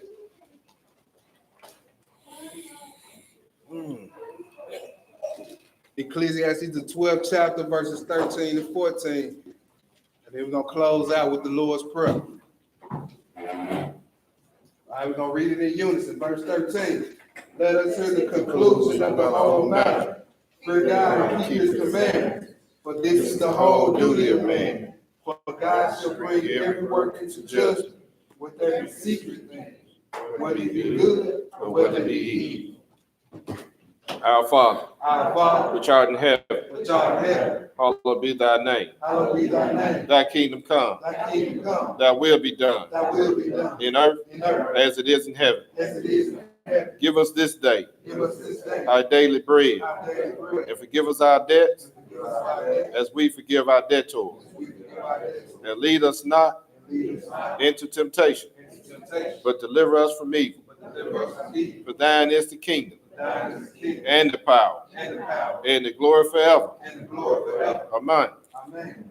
Praise the Lord. Praise the Lord. Praise the Lord. Praise the Lord. Praise the God of Israel. Praise the Lord God of Israel. In Jesus' name. In Jesus' name, amen.